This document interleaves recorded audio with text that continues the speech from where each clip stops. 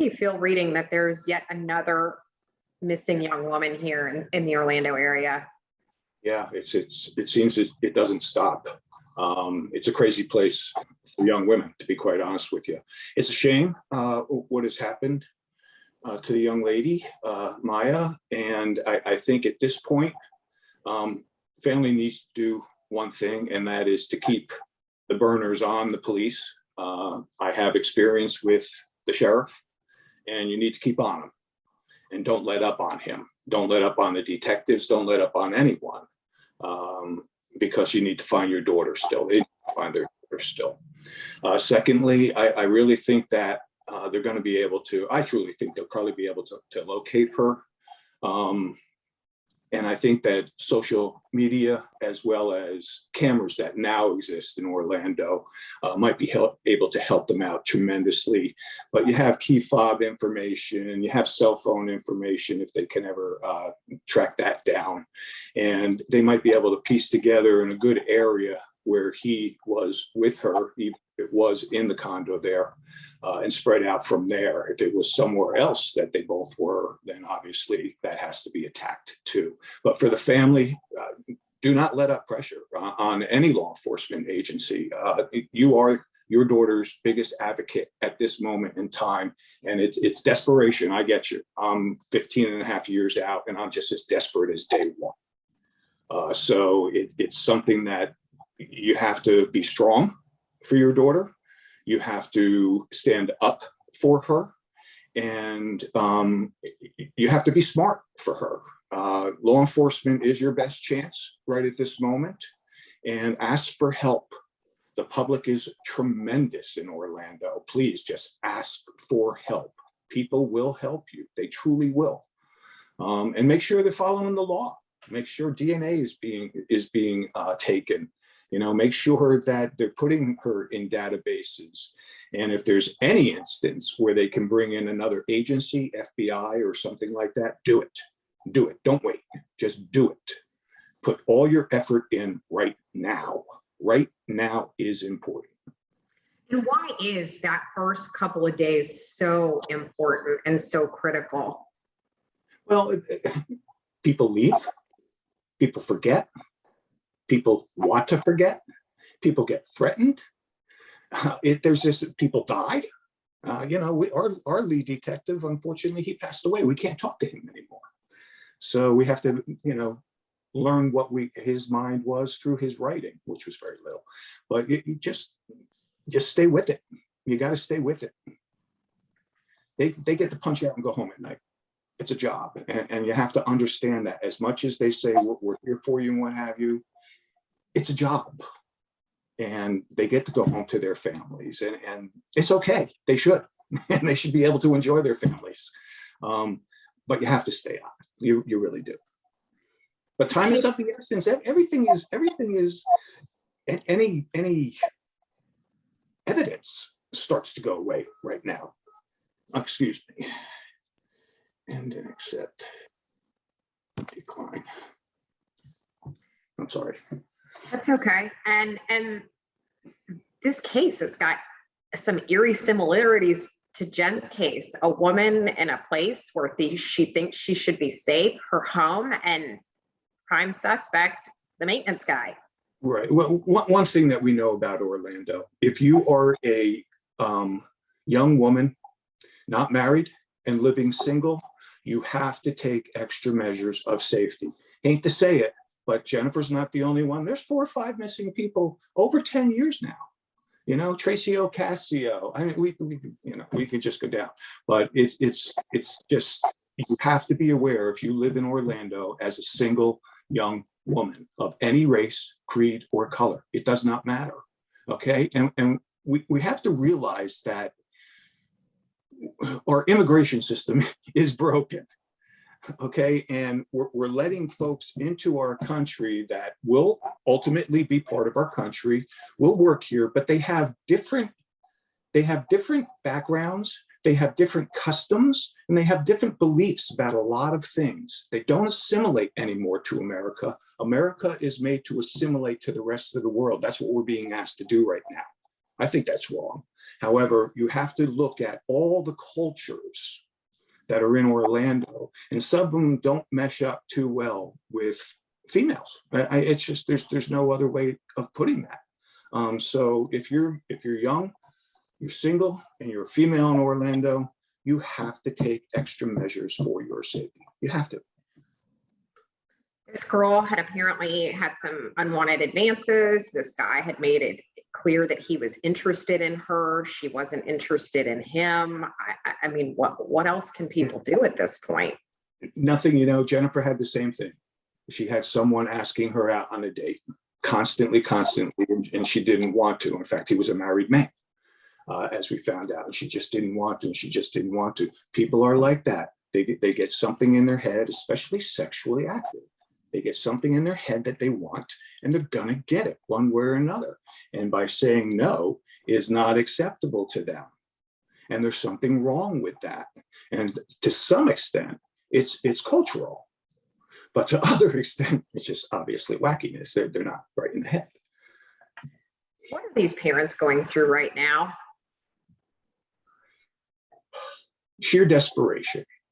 They can't find their daughter fast enough, and they hope that they are going to be able to find their daughter. And if they are finding their daughter, they're hoping like hell that they find her alive.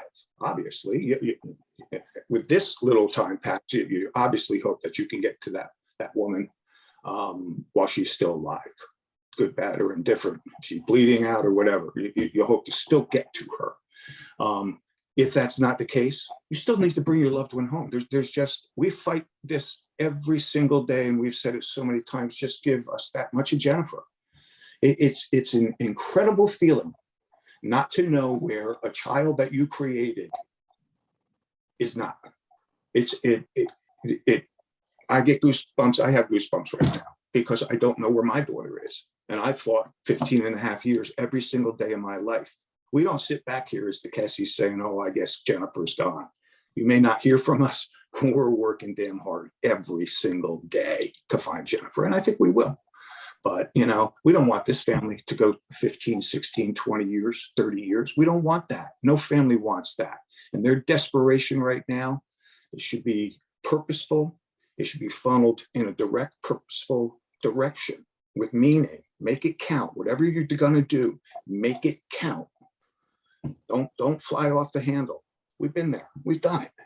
You have to be precise, and you have to be about your wits when you're dealing with law enforcement. And you got to hope for the best. You have to hope that someone in the community speaks up and plead to the community, plead to them. They will listen and they will help. And how do you keep yourself focused? How do you keep yourself on task doing what needs to be done and just not letting your mind go to the terrible place of the worst possible outcome? It's going to go there. Surround yourself with people who care and who can support you in the little things, the meals, the cleaning, contacting. Can you call this person for me, please? Can you go to the store and get more copies of this flyer for me, please? You need that. You cannot do it all yourself. So get people that you trust around you. If someone is good in front of reporters and cameras, stick them out there. Stick them out there. It is very important to communicate with the public right now and make sense of it. Let's talk about social media. It's come a long way since when Jen disappeared. What have you learned most? What's been most effective in getting your message out? Well, I don't think people realize how infantile technology was in 2006. Everything was in beta. We were still texting in the three, A was 1, B was 2, all that stuff. There was no Twitter. There was no Facebook. There wasn't all this that connects the entire world where everyone knows what you're doing almost every part of the day now. We didn't have that. We didn't have probably 10% of the cameras that are up in Orlando now. So we were in the fog as far as technology is concerned. I truly believe that technology has come to the point where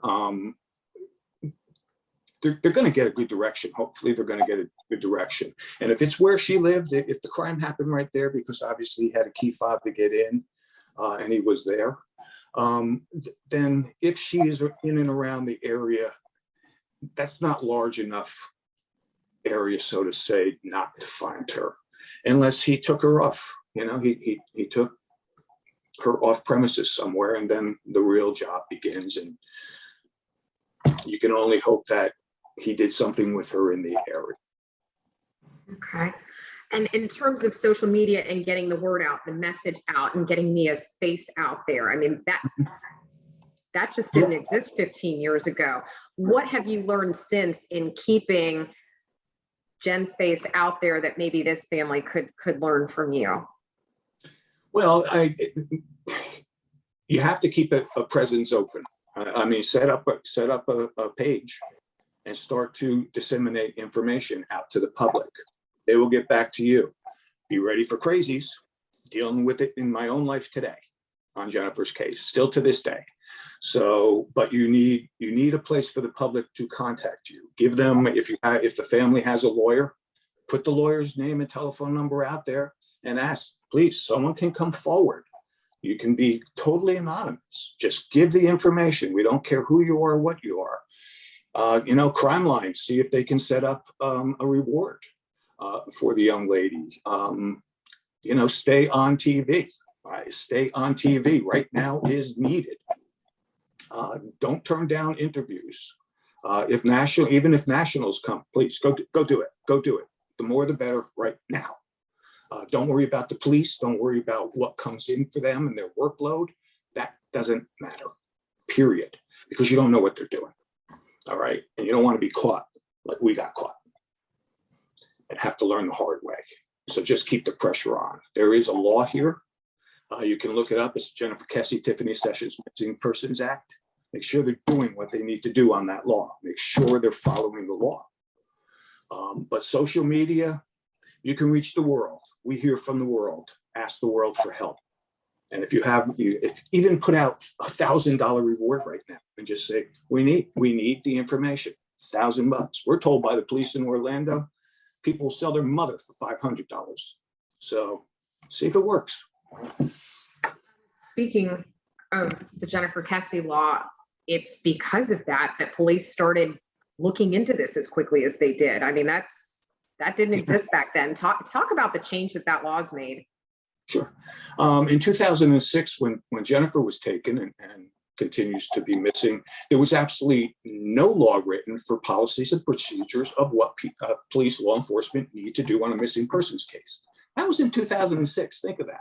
Well, on a missing adult, that was the key there, missing adult. Well, on even children, they had no policies and procedures to do anything. It was the old, well, we have to wait 72-hour type stuff. So we found a really good law that was being used in a few states, and we brought it to our legislature here locally, and we pushed it. And to let me tell you, to pass a law, no one does it alone. And in Florida, no laws get passed on the law enforcement side, unless the chiefs and the Sheriff's Association, very strong people there. And if they're behind you, things are going to go through and they're going to change. We were very lucky. They noticed that change was needed, that we did need policies and procedures. And what the Jennifer Kesse law did is, number one, it really took away age, so to say, because everyone is someone's child. I don't care if you're 92 years old, you're someone's child, you're a human being. If you're missing, you're missing. So within 2 hours, first of all, anyone can report someone missing. It does not have to be a family member. And that report must be taken by police. It has to be taken. If they can't locate the person within 2 hours, it has to go into 4 databases, both at state and national. So the process starts. Then after 90 days, if the person is not found, DNA must be taken. If we can't find that DNA, then familial DNA must be taken. And then all the policies and procedures, all the check boxes that you have to do as a detective and a law enforcement agency, they're set up within that law. That's the general. Out of that law also came an executive order by then Governor Charlie Crist that established the Silver Alert. Now, the Silver Alert, we have actually found every single person except one. They've been brought home from that. So, we've gone from not knowing what to do to we know exactly what to do now. It needs to be followed by the law enforcement agency, though. And there are still some in the state that think, well, we have to wait 72 hours. I hate to say that, but there are still some people. Let's take the laundry case. If you notice, they said, well, we haven't seen our son since Tuesday. They waited till Friday to report him missing. I believe that lawyer thought we have to wait 72 hours because he's an adult. You don't have to. You don't have to. So age doesn't matter anymore. And bottom line is those first, what they say, 48, 72 hours make a huge difference. First 48 hours is you win or lose. I hate to say it, you win or lose first 48 hours. And they're so crucial. It's phenomenal how crucial they are. Everything backs it up. After that, you're just fighting for the rest of your life. You've come to realize how important it is for people with little details to come forward. I mean, you've had people 10, 12, 14, 15 years later come about with little details that really could have helped back when Jen first disappeared. How important is it if people are like, well, this might be significant? If you think of something and think it could be related, I mean, you should be calling that in at this point, right? Absolutely. It's very easy to vet out the good and the bad. And people have to realize that one tiny little speck of information connects to another tiny little speck of information that first person doesn't even know about, that can connect to another one and another one. It's all a puzzle. It's all a puzzle. And they're trying very hard, law enforcement, to put every piece together as fast as possible and hold nothing back. Hold nothing back. It doesn't matter. Let them take what makes sense and let them throw the rest out. But don't hold anything back. If you saw someone weird, it doesn't matter. If you know of the location, look back in your records. Maybe you were taking a picture in that condo parking lot at that time. Maybe you were just in that condo parking lot. You got to think back. And the reason why we ask still to this day is because we say it all the time. It's about human life. It's not about a car. It's not about a credit card. It's not about money. It's about human life.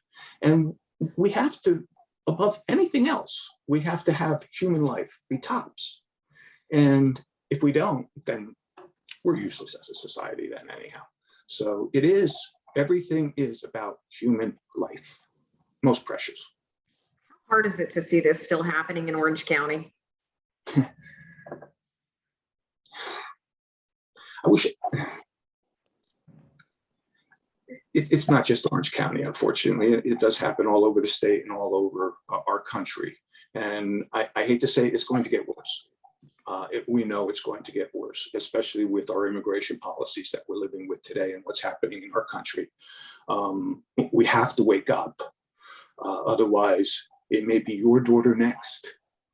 And I want to say something, if I can, because it's starting to come up about the white, blonde, blue-eyed syndrome of young women being missing, and the media is coming out and saying that we have a problem because only the blonde, white, beautiful girls are getting shown on TV and what have you. And I will offer this to anyone who would say that to me, and it is the family, and is the people who are willing to scream, who are willing to give up their life, who are willing to give up every penny that they had to find their loved one. It has nothing to do with being blonde, blue-eyed, white. It has nothing to do with that. If my daughter was a crack whore, I'd be doing the same thing that I'm doing today to try to find her. And it is appalling that people want to take our white, blonde, blue-eyed women. So if you see it out there, it's because they're being taken in an incredible amount. And if the other families want to speak up and put up and be what they want to do and ruin their lives like I have ruined mine, well, go ahead. You need to, because it's your flesh and blood. And I'll do anything for my flesh and blood, period. So don't cast my daughter as the blonde, blue-eyed white girl getting attention. No, it's me. It's me screaming at the top of my lungs till everyone listens, period.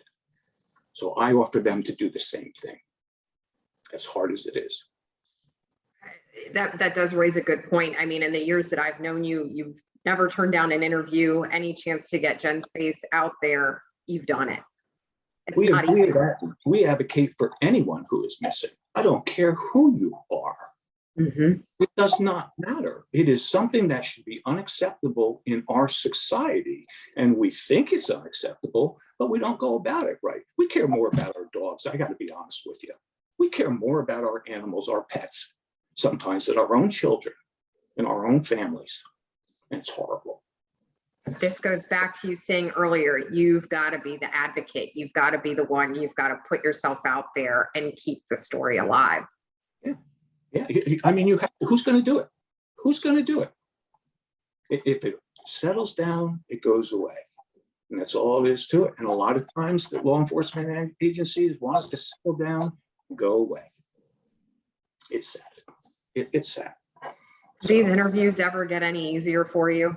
No, I'm sitting here kind of jittery and shaking, to be quite honest with you. They're actually hard. I have to be honest with you. It's sad to see it happening continually for the last 15 and a half years. It's sad to see that we're unable to bring anyone home in Orlando. Come on, are you kidding me? We can't find anyone in Orlando that's missing. And I'm not talking about the runaways and what have you. I'm talking about these serious cases. We can't find anyone. There's something wrong out there. There really is. And it has to be looked at. And honestly, I'm too busy trying to keep money in my pocket to try and pay bills to keep head over water. If I had a benefactor, boy, I'd be ripping everybody a new one, to be quite honest with you, because things need to be brought to light. But what am I doing? I'm sitting here doing manual labor, trying to pay the bills, just trying to find my daughter, because that's the point at what this will happen. This will ruin your life. It will take every penny that you have, and it will take everything. It'll take your friends. It will take everything, to be quite honest with you. So I hope they find it fast. And even honestly, for the Petitos, as sad as this is, they have their answer. They know where their daughter is. I wish I knew where mine was. And we could kind of get on with life. But we don't get on with life. We're just in limbo. That's all there is to it. So I hope that they get their answers. I hope that the law enforcement does the right things. And I hope that the community steps forward. Sure. Thank you so much. I'm going to stop the recording.